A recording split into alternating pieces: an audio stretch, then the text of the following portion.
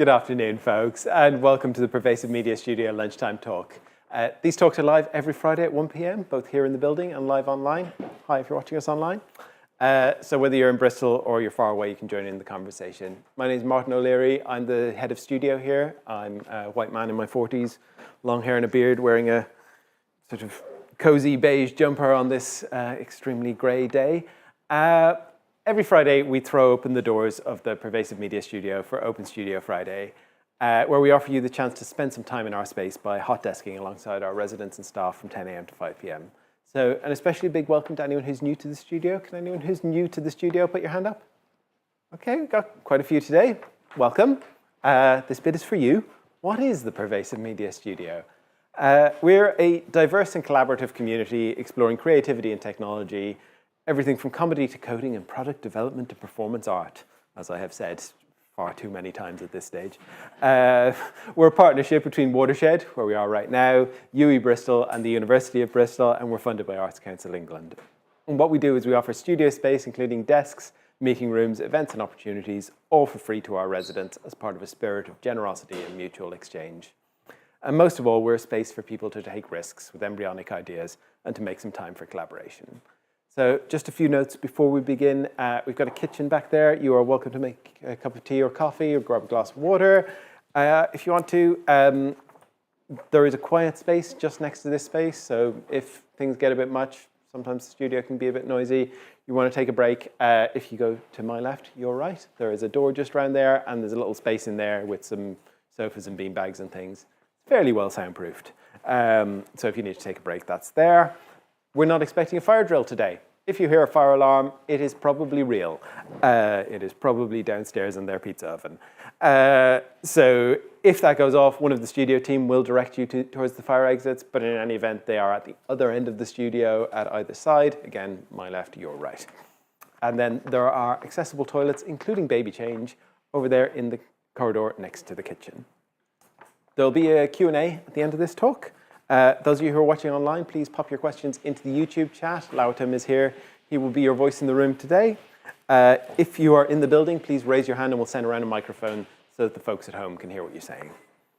You can get news on all of our future talks by heading to watershed.co.uk/studio, at Pervasive Media Studio, at mastodon.social on Mastodon, at pmstudiouk.bsky.social on Blue Sky, or at Pervasive Media Studio on Instagram.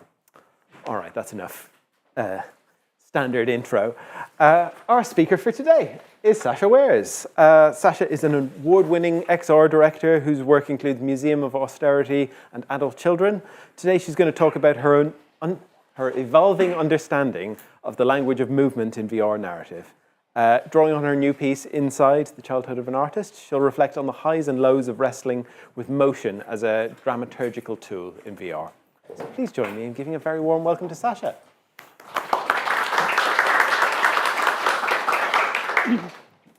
Well, hello.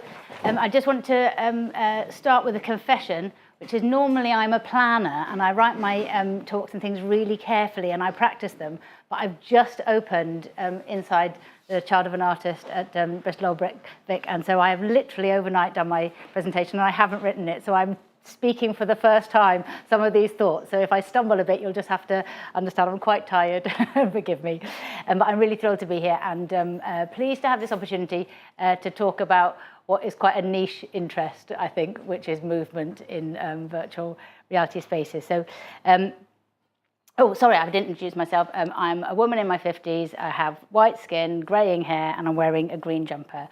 And I'll do my best to audio describe the key images. So what I've got playing behind me right now is a video of some of my previous life.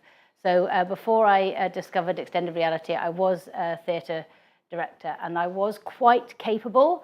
So I just want to start by saying I used to know what I was doing. So when I worked in theatre, I was able to move people. Movement was my thing. I'm married to a choreographer. I'm really interested in movement, and I used to be really good at it and moving people around and staging. Then I moved into working in extended reality, and basically everything I knew failed. I couldn't move anybody around, I couldn't make movement work. So the piece I'm going to talk about today doesn't have any language in it, doesn't have any spoken language in it. And in a way that has simplified things and really allowed me on this piece to really concentrate on the language of movement and movement in space. So it's a bit of a geeky talk today. I'm just going to go through all the things that move in extended reality and how I have wrestled with them and which ones I have wrestled to the ground and which ones have beaten me. And if you do see Inside the Child of an Artist at Bristol Vic, you'll probably quite quickly see where I've failed. So that was just to show you that I was competent previously, and now I've moved into extended reality and everything's a lot harder. So I'm going to be talking today about Inside the Childhood of an Artist, which we've called a multi-sensory biography in virtual reality.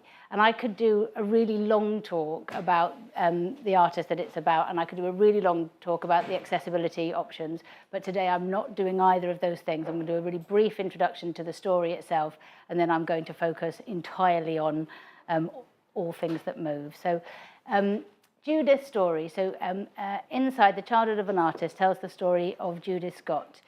Judith was born in I haven't done any of my audio descriptions, I'm so sorry. So I've got 3 images here. The first one is Judith Scott as a child with her twin sister Joyce. The middle one is the institution that she went to at the age of 7, and the final one is her when she became an artist at Creative Growth Studios. So Judith Scott was born in 1943 in Ohio. She was one of 2 twins, as she would be if you were a twin. But the difference between them was that her twin sister Joyce was typically developing, and Joyce had Down syndrome, and later they discovered that she was deaf, but when she was living at home they didn't know that. So for the first 7 years of her life she lived at home with her twin sister, and they shared a bed and they did everything together. And then at the age of 7, completely unexpectedly, early one morning, her dad came and collected her out of the bed that she shared with her twin sister and took her to a long stay institution for people with disabilities. And she stayed there for the next 35 years. And her twin sister Joyce, never got over the loss and mourned the lack of her twin for the rest of her life. And then 35 years later, Joyce was at a yoga retreat, and she had an epiphany and thought, I'll just get her out. And she applied for legal guardianship against the wishes of her mother. She was granted it, and she brought her twin sister Joyce, still really moves me, out of the institution and to Oakland in California, and enrolled her at the most wonderful place on earth, which is Creative Growth Art Center. It used to be called Creative Growth Studio, now Creative Growth Art Center in Oakland. For the first 2 years, Judith painted one side of a piece of paper green and the other side black, and the people who ran the studio were sort of hinting that perhaps she might not be an artist and that maybe there was something else that she would want to do. But then Sylvia 70, who was a fibre artist, came and did a workshop. And Joyce, who didn't speak and had never learned to sign, came from her corner of the studio where she was painting, walked over and joined in this workshop with Sylvia 70, who was making things out of fibre, and she made her first sculpture. And then for the next 18 years, she made bigger and more extraordinary sculptures that have been, maybe have I got an image of them? Yes, I do. That have been shown the world over, collected at the Brooklyn Museum, Venice Biennale, Whitworth in Manchester. They are the most wonderful, beautiful sculptures, and you just want to hold them. There's something about them, they call you to touch them, which of course you're not allowed to do because they're sculptures. But what I have, the image I've got here is an image, I think this is called 20 Sculptures, which was her exhibition at Venice Biennale, I think 2017 or 2018. Judith is dead now, but her legacy lives on in her artwork. So I first came across her story when my daughter, who has Down syndrome, was born in 2010, and then I saw one of Judith's exhibitions in 2011 in London, and I was like, oh, I want to tell this story. So I thought long and hard about what form to tell it in, and as a theatre maker I started off thinking, should I make it in theatre? I assumed I would make it in theatre, but I quickly realised that because Judith didn't speak, it wasn't the right medium. She was disadvantaged in that medium because all the other characters could speak and she didn't. So I thought I had to find a medium for her to flourish and thrive in the same ways that she had at Creative Growth Studio. So I was very lucky that I went to a Christmas party at 59 Studio, I think 2018, and I tried my first VR experience. And I thought, oh, that's it. That is the answer to how to tell Judith Scott's story. So from 2017-18 until now, I have been making this work and trying to make this work. And I did go on a very long road trip around America with Judith Scott's twin Joyce. We went back to the home where she lived. There was someone else living there. We knocked on the door and said, please, can we come in and measure your house? We went to each of the 2 institutions that she had lived in. They wouldn't let us in, but I put adverts in all of the local newspapers and on Facebook, and I eventually got to speak to some people who had been in the institutions at the same time as her. So I found out a lot of what had happened to her in the institutions, which hadn't previously been known. And then I travelled to Oakland, California, and I met some of the artists that she'd worked alongside and her teachers. So a real deep research that's then fed into how we've made the work. So I'm going to talk today about movement, and we've got a brilliant team of people who've been involved in the project. And if you're interested in who they are, the link is on here to the full team details. But the people I'm mainly going to be talking about today are the ones who have really intersected on the journey around movement. Of course, all of the actors, because they had to do the movement. Also, Ollie Lindsay from All Seeing Eye, who is our virtual reality production partner and is one of the world's greatest wizards. Leon Ball, movement director, Portsmouth University Centre for Creative and Immersive Extended Reality, where we did our motion capture and volumetric capture and photogrammetry, and the University of Bath camera, where we did our dog capture. So those are the people that I want to thank for their coming along the movement journey with me. So I'm going to talk about the movement arc of the piece, why movement is important. And I think because the worlds that Judith lived in were so starkly different, and the journey between them so important. From the beginning, I knew that the main narrative arc was going to be around motion. So in her early life, she had freedom of movement. She could, she couldn't go to the next city, but nor can any child. She had freedom of movement around a really large backyard, and she and her twin could, run and play. And so that part of her life, yes, she could move freely.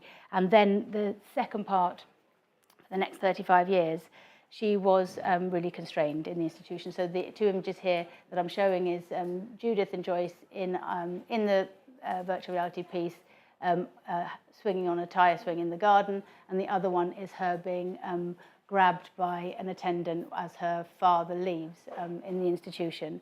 So I felt there was a really stark contrast. What I also found out when I did my research with people who've been in the institution at the same time as her is that before sedative drugs came in, she would have been routinely tied to her chair most days. So if you think about it, the limit of movement was really extreme. Sorry, I did actually not also do my content warning. I'm not going to show you anything graphic. I'm not going to talk about anything graphic, but this story does involve traumatic separation and institutional harm. So please, if anything that I say upsets you, feel free to wander away and come back as you wish. So yeah, those are the 2 extremes. And also the other 2 extremes in the story are to do with proximity and distance. So there's freedom of movement and lack of freedom of movement, and imprisonment. And then there's closeness and proximity to your twin, and then this traumatic physical separation. So the 2 images that I'm showing here, which are not showing very well on that big screen actually, are Judith and Joyce playing cards, playing Snap under the dining room table, and then the car returning from the institution with Judith missing, and her twin discovering that her twin is lost. So that's why movement was so deeply in my mind from the start. But also when Joyce shared with me all the childhood pictures, it was clear that the house had huge energy in it. So she had 3 older brothers, And every picture is like the older brothers, having a water fight or running here or running there.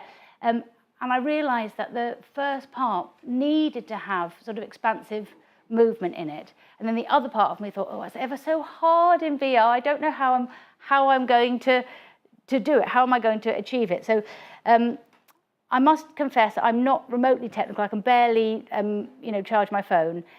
All technical things are done by Ollie Lindsay, but I am a determined traveller in the world of XR and a provoker of progress, I suppose, is how I would define myself. But the options I had really were to work with motion capture, with volumetric capture, animation, or 360 film. And I counted 360 film out really early on because you can't do very much with it. And I'm a theatre person, not a filmmaker, so I like to be able to move things around and change my mind and discover. So motion capture and volumetric were really what appealed to me. I don't respond very strongly to illustration and animation that's drawn. I'm a real human being. I like skin and hair and people. So I wanted to work out how could I get that human beingness into the virtual world, so that we would be in Judith's world where language isn't the most important thing. And we would be in a beautiful, rich visual world. Oh, what's happened? Oh, I don't know what was on there, probably something interesting, but I've skipped past it now.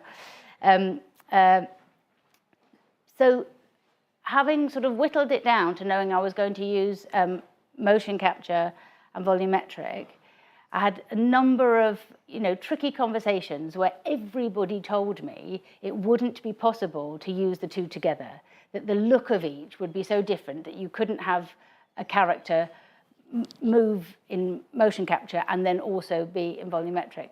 But I knew it is what I needed to do, because I needed that the audience could be close up to the characters and see their pores of their skin and their hair and the textures of their clothes, all the things that are lovely in volumetric, where you feel that you're really in the presence of someone. But I also needed them to be able to run down the garden. For those of you who aren't familiar with volumetric capture, you capture in a space that's like 3.5 meters diameter, so you can't go very far. Whereas as a motion capture studio, you can have like 8 meters, not that far, but further. So we plotted out the whole of the first part of the story at home, planning a big journey through the house so that we would know her home really well. We'd see her in her home, in each of the rooms of her home. So it was really difficult to work out how to rehearse it so that we'd then be able to capture it, because we could only capture, they said 8 meters, but it really wasn't when it came to it, because you lost a bit of the edges. So we planned all our movement. On the screen here, I've got mine and Leon's little sketches where we planned where everyone was going to go. We've got our giant floor cloth, and we've got Angela Clutton, who was one of the actors here today, who will remember the giant floor cloth. So we plotted out the whole of the downstairs of the house on these floor cloths. And then we rehearsed the action, and we timed how long it took to get from place to place and how many steps it was, so that we were then able to go into the motion capture studio and get like 8-meter chunks of all of those movements and work out how we were going to piece them together afterwards. And similarly, we did it with the garden, but the garden was huge, so that was ever so difficult to rehearse. And you'll remember that we ended up rehearsing in one of the biggest studios in London, and then also in the car park and along the street, to try and work out how many steps was it and how long would it take. So we had a sort of crazy 2-3 days of rehearsals, working out how would the movement in the garden and the house work. We also made, oh, maybe will that play? Yeah. So what I'm showing you now is, first of all, the model of the institution, and then next to it, our rough animatic that we did with just little people moving through our model to work out what the journeys would be. But of course, it never works quite how you think. You do it all, and the timings aren't really right because, of course, they're not people, they're little movement. We tried to make our people in the animatic move at the same pace as the people on the big floor cloths in the rehearsal. Then we went, and the bottom left is one of the actors, the young actor playing Judith Scott, and the lady playing the attendant who restrains her. And the bottom right is the same action or similar action from the same scene, but inside the institution, which is now fully rendered with all of its realistic details. So it was really difficult to work out how to time it right. And sometimes we did it really well, and sometimes we went, oh, we're missing a few steps, and then you have to animate that, but then it doesn't look quite the same. So it's taken like almost 7 times as long as we'd expected, and but we're pleased that we did it. So that's how we tackled like big movement. We also had to think about dynamic movement, and so I think on this image here, I'm showing you how we rigged a tyre swing in Portsmouth in the studio, and all of the young actors from the Portsmouth and Chichester area are all there in their motion capture suits playing on a tyre swing. And then we took that data and put it into our naturalistic garden. That worked actually quite well. So getting the dynamic movement wasn't anywhere near as hard as getting the length of, the scale of movement. Let's see how I'm doing for my time. Oh yeah. So then we had to think about movement of objects, and so we did.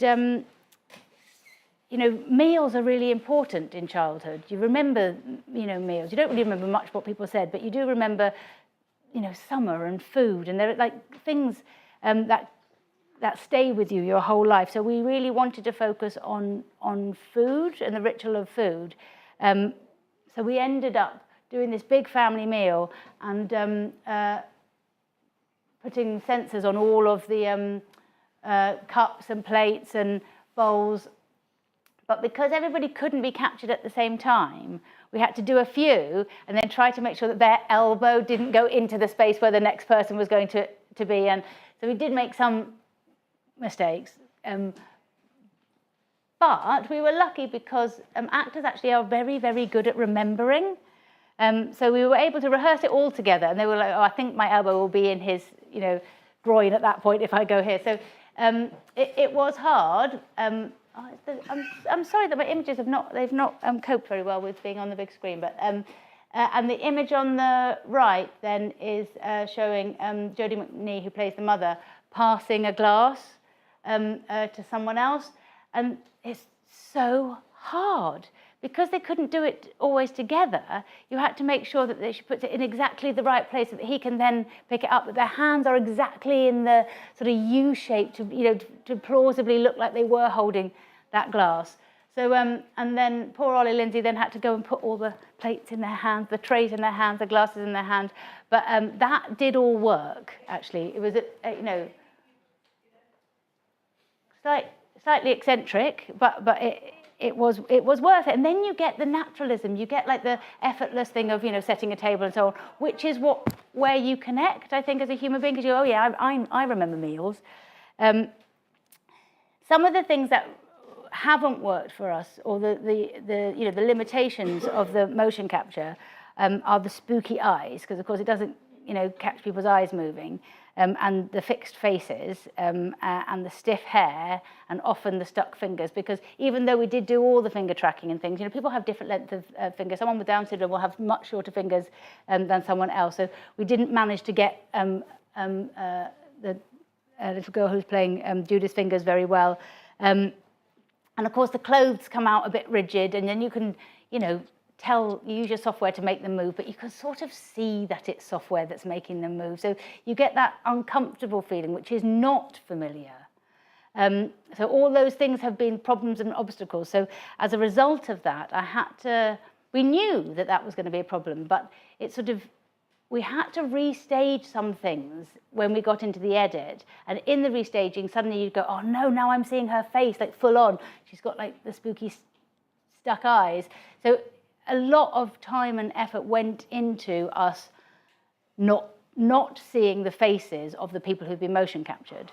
But if you don't see someone's face for long enough, then you stop caring.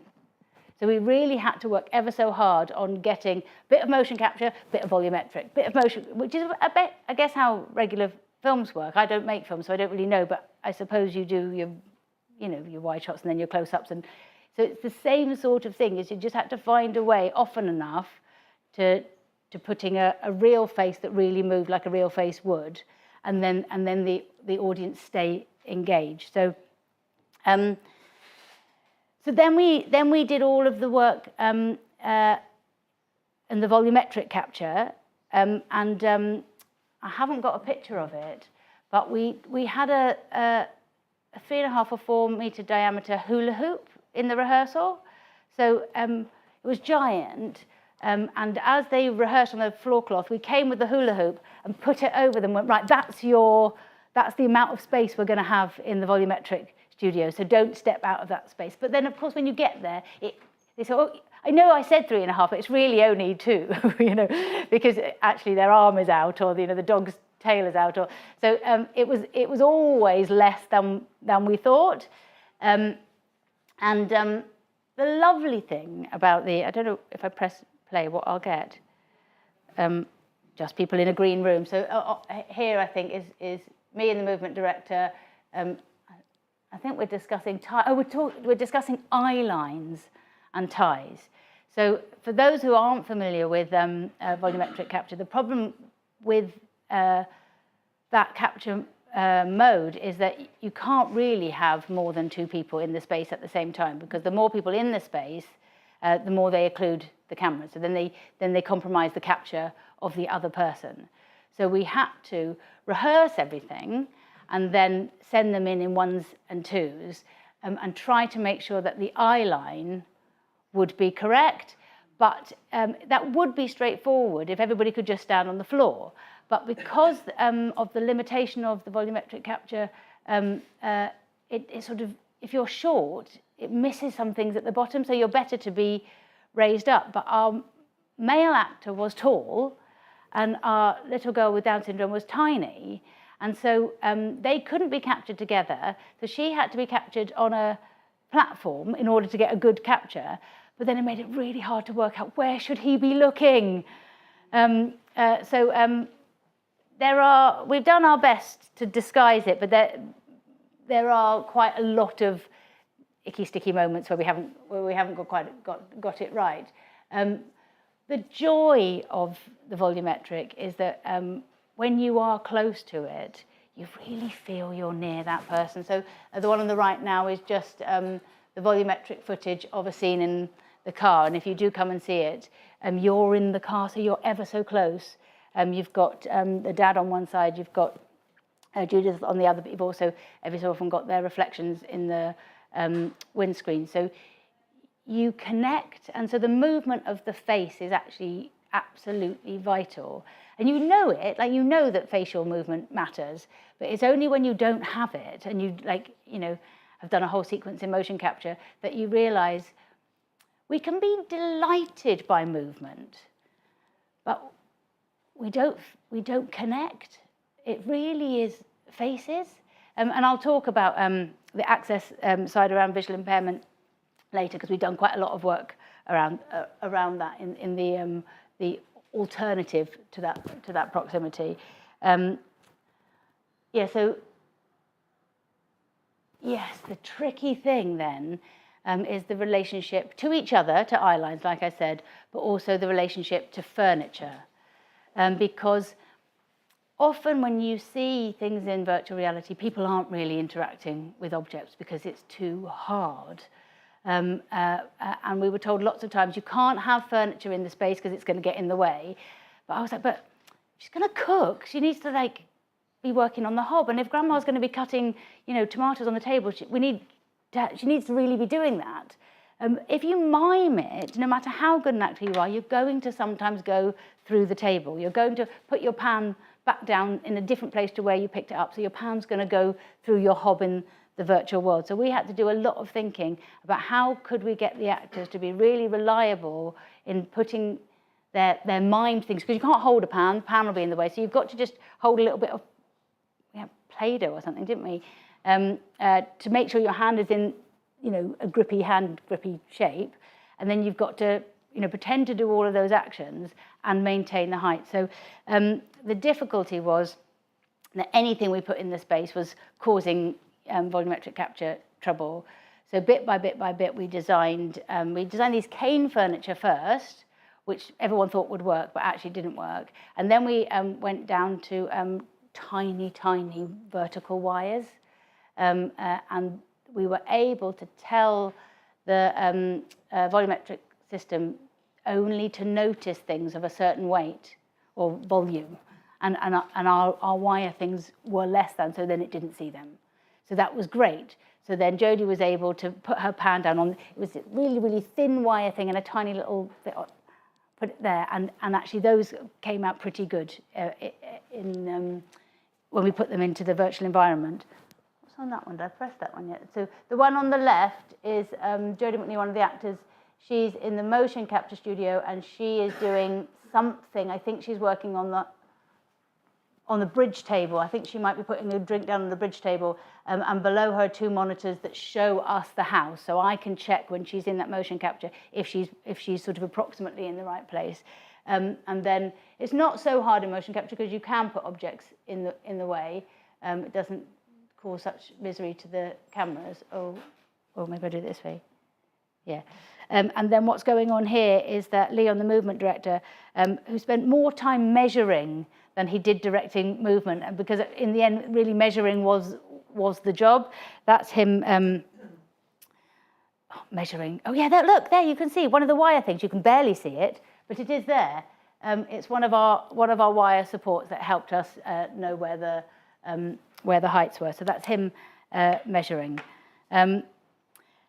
The trouble with volumetric is that you get an awful lot of unwanted movement when you get your stuff out. So I'm just going to show one of the early tests of the little girl who plays Judith, and you can see that although the face is lovely, the action is lovely, you care straight away because she's laughing, yeah, it's very you know that's going to work dramaturgically, but look at her hair. Her hair's moving all over the place. And so really we had such trouble with, wherever someone's leg had been near a stool, and then when you get it into the virtual world, the leg is wibbling and wobbling and the hair is wibbling and wobbling, and we really thought we'd planned it, but then you change the lights and it wobbles more.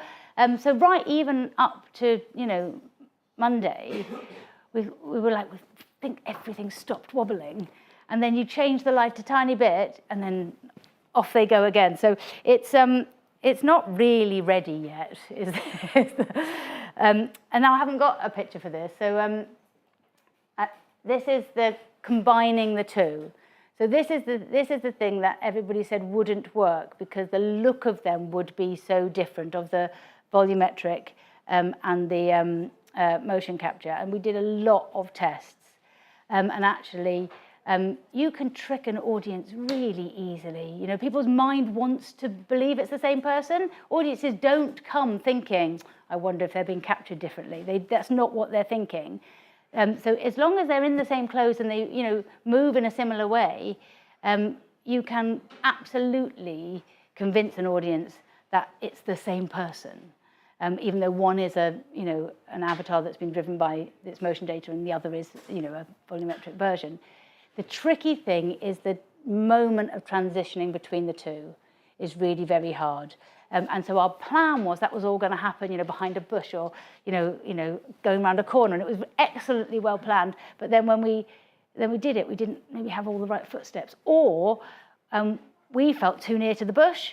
So there was all sorts of things I hadn't quite planned in, which was our own anxiety around movement. And I'll get to that shortly, made me have to remove some of those obstacles. So the obstacles were there to disguise the transition, but then we didn't really much like being so close to the bush in case we were going to hit it. So we ended up with many more exposed transitions between the two capture formats than we meant. But we've had loads of feedback and nobody's written, I saw your capture scenes. I mean, maybe people from here would, but most people won't. So now I'm going to talk about us moving, and I mean physically moving, not emotionally moving, but they are related. Why did I want the audience to travel? Well, firstly, it's very boring staying in one place.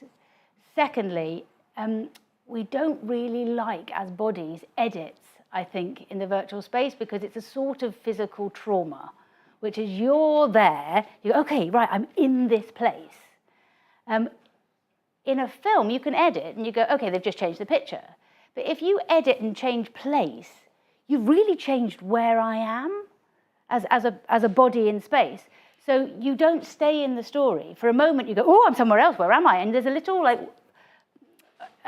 equilibrium, bother for you as an audience that means that frequently cutting takes you out, I think, of the narrative. And maybe, in 10 years' time, when everybody's used to doing VR, that will change. But right at this moment, it's a little bit of a startle and a shock. So I felt that I needed to we want to see the whole house, we want to see the garden, we want to see her freedom of movement.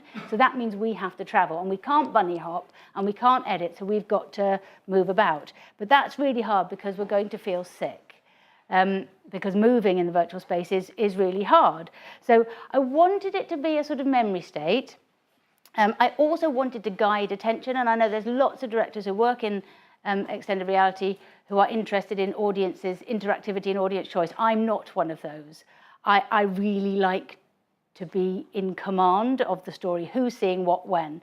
Neither is better, neither is worse, that's just the type I am. I want to make sure you followed the narrative, which is not to say you don't have lovely freedom of choice to look around, but I am guiding where you go and where you look quite tightly. So moving means that you as an audience member get to have your journey, but I get to make sure that your journey takes you where the story is. And also because of physical space, obviously, has a huge narrative importance, so you needed to be able to move.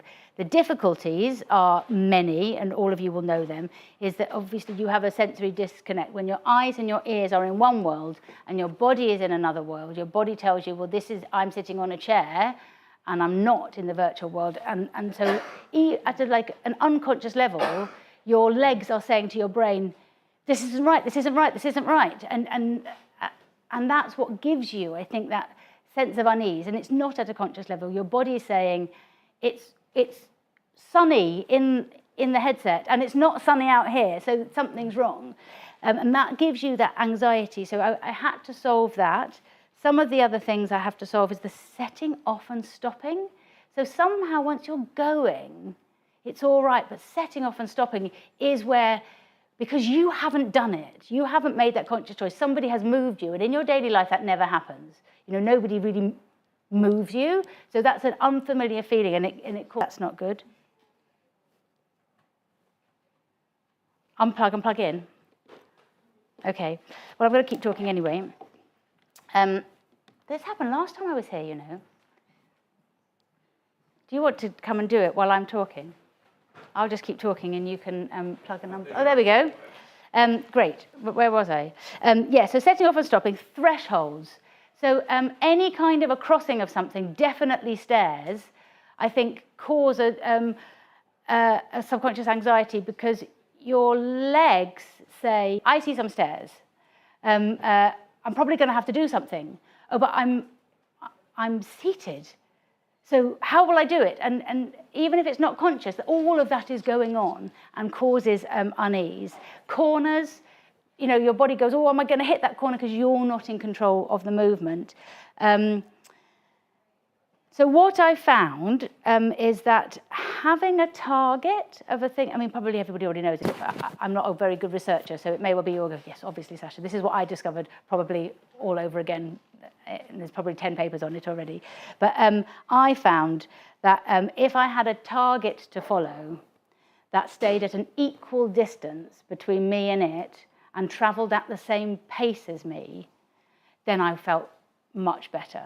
And that could be another person, or it could be a dog, and it can change. It could be a person, and then it be the dog. But as long as there's something travelling at and maintained distance. As soon as they go faster or slower than you, or the distance goes, then everything starts to wibble wobble and you feel. So on our first test, we had like 90% of people felt unwell and some people had to stop. So far this week, we've had one person write a note that they felt a bit queasy and no one's had to stop. So we haven't solved it, but we have made progress. Angle of gaze makes a difference. We found that by putting things not so close to you that you have to move your head to see them. So if you can see something on the floor but not tilt your head, you feel all right. If you tilt your head, then you, where are my legs? Where are my legs? And you feel sick. And it's not conscious, but you haven't got any legs, so that's not right. And then also negative association, I think, causes a degree of discomfort for some people. So some people haven't felt sick anywhere except in the car. The movement is actually the same, but they are car sick in their everyday life. And when we put the heater on, and in the car, that for people who are car sick, that was a problem. We found that music really helps you start and stop. That movement of air tells your body that you are moving. So then your body goes, oh, I think it's okay, I am moving, because there's movement of air. And vibration really helps move. Yeah, those things all sensory integrate you. Scene change, moving from one place to another. And we do it very rarely, but we found if you can make the audience blink, they're much more comfortable. So in this one here, in the picture here, I've got somebody splashing the audience. It makes you always blink. And then when you open your eyes, you're somewhere else. But you haven't had that trauma sort of being moved with your eyes open. So people seem to be much more comfortable. Movement of air. So this picture here shows a scene where the curtains are moving in world and we feel air movement. And then in the second one, it's dark and cold outside and we're cold. And I think all of that settles down your sort of sensory integration system so you don't feel so troubled. Sensation of movement, we use vibration. So in the lift, there's vibration. So on the left, that's a picture of, and then in the lift, it's showing so badly. And in the car, there's vibration in the car. And then sound of movement. So there's lots of moments where we do use sound to suggest movement of birds or movement of cars, but it's not a sound-driven experience. Because Judith was deaf, we really have tried to think about other ways to guide attention. So it does have a lot of sound in it, but that came after. It works as a piece without that sound in it first. And we did, what's that now? Oh yeah, movement of birds, just nice.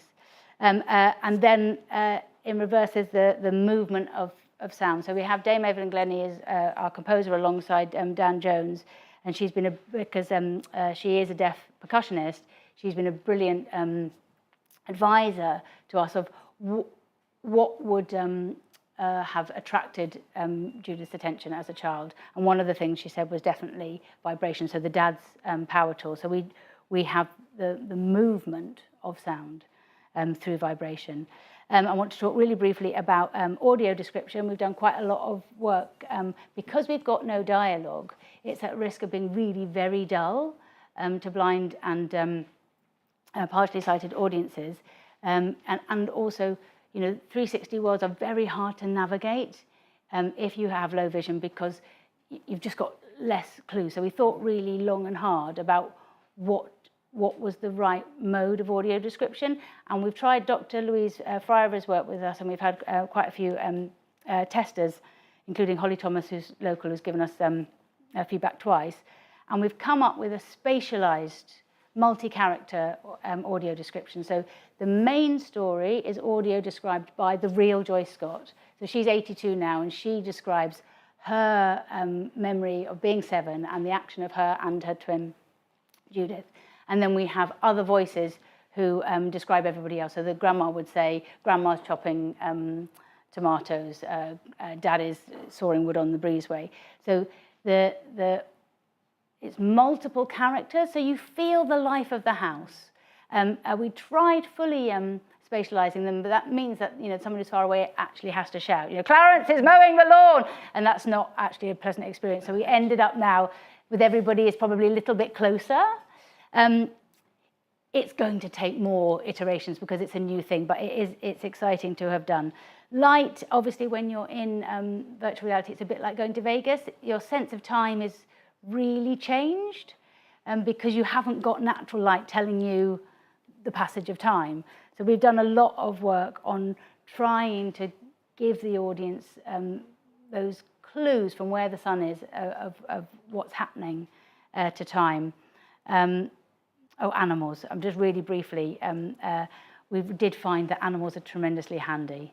I think the movement of an animal calms us because if they move naturally, we go, oh, well, that animal's all right, I'm all right. There's something happens, I think, at a subconscious level around animals.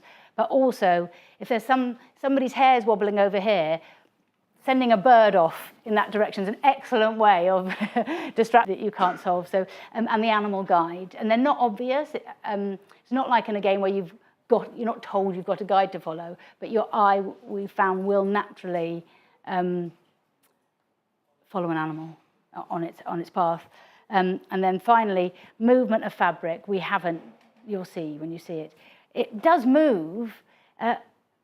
Actually, the movement's probably okay. The weight's not right, so I just don't believe it. So it's nearly nice, but it's just there's some bit of you goes, I just don't believe you. Sheet on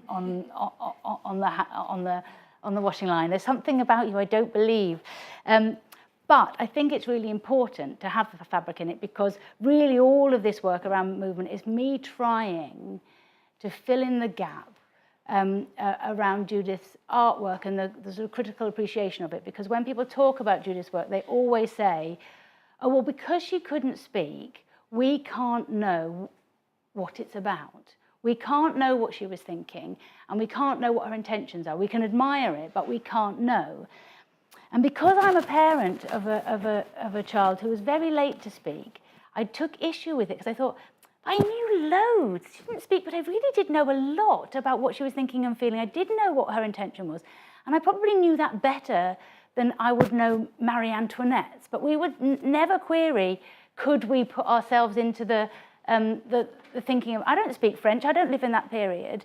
I'm much more able, I think, to guess what Judith might be thinking. So I wanted in the work to put lots of richness of world in there, to put the movement of fabric, because her great aunt Helen, who lived next door, was a seamstress, and she had in this image here, you can see with some of her quilts, some of them are her actual quilts, gently in the breeze, and every day Judith went over and she played with her cotton spools and she played with the yarn, equally, Aunt Helen had, when you look at the garden, the vegetable garden, there's these, bean canes all over the place. Well, so much of Judith's work has canes and sticks in it. The first piece she made was wrapped canes and sticks. Now, I can't possibly say, oh, I think she was thinking of Aunt Helen, but I was really struck when I went to visit their house. There's all these quilts, there's all this fabric. The garden was full of all these poles. It is as possible as it might be to, think about someone else and their sunflowers or someone else in their lily pond, to wonder, did the movement of those things, did that action of Aunt Helen building her cane frame stay with her? Was it part of the work? So it's on at Bristol Old Vic until next Wednesday. Thank you for listening.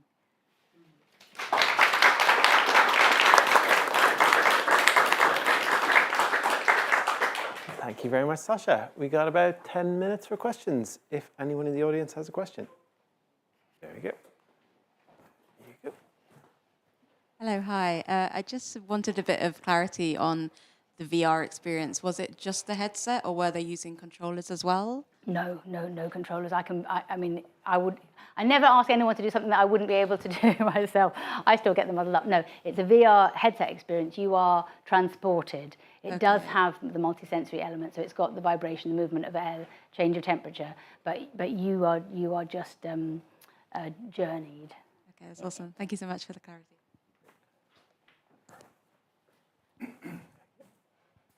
Hello, thank you. That was really fascinating. You mentioned about engagement, you mentioned about delight, I think, and then you talked about having people give feedback. And then I'm wondering about the university involvement and things like that. I'm wondering how much of this learning becomes available? You know, are there papers being published? You have to ask Mandy, she's sitting there right in front of you. So Mandy's the reason that it happened here in Bristol, and she and Tom have been along the journey all along. So maybe you want to answer that one, Mandy. Yes, I will. We've had a really unique opportunity to work with Sacha looking at this project in a multifaceted way during the time, which is now something like 3 years, right? Yeah. Since it's been in development. So out of that are coming a number of different articles. Perhaps today's talk will be most closely reflected in a paper that Tom's writing, and we're writing these papers collaboratively with Sacha. But Tom's kind of leading on a paper about the kind of whole business of movement and near and far, the meeting, the bringing together of VolCap and MoCap. We're thinking about it as a multi-sensory project and writing about that, thinking about that, contextualizing it within a broader landscape of projects that are using multiple senses. One, two, there's others I don't think I can think of the top of my head. I think Tom has started following some of the idea of biography and also the access side of it. Oh, cool. Yes, that's right. So two more. So one is thinking about it as biography, thinking about in a wider context of VR pieces that are approaching biography. And yes, indeed, Sacha is really. I mean, I feel he's been modest actually today, and Sacha is remarkably honest about sharing the challenges projects bring, not just trying to do a kind of puff piece. But I would say to you all, get yourself over to Bristol Orbit while this piece is on. I'd highly recommend it. But I was going to say, yes, something that I'm just particularly impressed by, and this goes back to Sacha's previous work on particularly on Museum of Austerity, is the depth of thinking about access. And obviously it's of critical importance here. But that's something that Tom recently did a paper on at an academic conference, and there'll be a written paper emerging from that. So yes. But I do want always to say we're called trial and error for a reason, is that we are really aware that it's so hard to solve things in the virtual space. So each time I make an offering about access, but I think none of us can claim to be experts around the accessibility yet because it's just so complex. But everyone we do, we give a really good chunk of time and thought to, and we collect the feedback, and then we try to do better the next time. I think we've got one from the online. Cheers. This is a question from Ruben Dallinger, who played the youngest brother in the film, funnily enough. Ruben asks, I was just wondering, as an actor, how can I get more involved in VolCap and MoCap? Well, it's lovely to hear from you, Ruben. I'm wondering why you're not at school, because it's the middle of the day. But I know you're coming on Saturday, so we'll have a good long chat about it on Saturday. But you're very lucky, Ruben, because you live near the Portsmouth. I never do that. Is it CCIXR? I think that's right. Which is one of the most cutting-edge facilities in the UK. So I think when we do our showing there, that's a really great question to ask that team there, because they're very active locally. There aren't many opportunities because it's such a new form. So you and the rest of the company are already ahead of the pack. Michael. Going through my mind is, okay, you've built this experience, you put people inside it, but how do you get people into the experience? What's your introduction, your onboarding, or frame story, as I'd call it, for the audience to get them into the role that they're playing within? Well, there's two parts to that. How do you get them in the theatre in the first place? So there's the marketing question. Oh, no. I'm interested in the second part, yes. The second part. Well, we made an onboarding video. It's the first time that we've done it. And we did it because we found that with Museum of Austerity, the length of time, there's actually quite a lot you have to tell people to be diligent. especially people doing it for the first time. Museum of Austerity was a mixed reality one, so there was a chance of them walking into furniture, of them understanding what other people's experience was. But it was very boring for people because they're excited to come and then they have to stand there like school children and be told, don't do this. So this time around, we've made an animated onboarding video that goes through sort of what to expect. And so when the audiences come, they sit in the area outside of the space, they watch the onboarding video, and then they come in. By that point, they're expecting a chair, they're expecting a headset. The surprise they get is the artwork at the end, because we won't always have that. We're very, very privileged. Did I tell you that already? So I'm really lucky that Joyce Scott has lent us her most prized piece that she owns of Judith's work. It's untitled, but she calls it The Twins. And if you come and see the work here, you see the VR piece, and then afterwards you get a private view of the twins. So it's a really, really special experience that is unlikely to be easily repeated. So so that's the surprise, but everything else is prepared for in that onboarding video. But that onboarding video is also available on the website, so people can see that beforehand. And then we've done an audio introduction, which goes through everything that's on the onboarding video, everything that's on the Wellbeing and Access Guide, and then a sort of description of what the world is like, and then the end credit. So yeah, we're keen for feedback because there will always be problems, but we've given it our best shot. Any other last questions from the audience? If not, I think we'll say thank you very much, Sacha.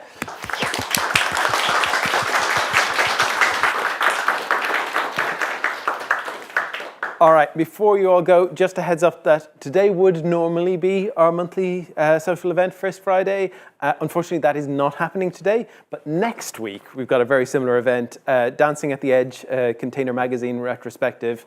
Will be an informal social event and a chance to engage with 5 years worth of work from Container Magazine, and that'll be next Friday at 5 p.m. If you do want to stick around in Hot Desk today or find out more about what we do, then please come find one of the studio team and we'll be happy to help. Studio team, give us a wave. There's more people around somewhere. If you're watching online, drop us a line on studio@watershed.co.uk with any questions. Thank you all for being here today, and we'll see you again next time.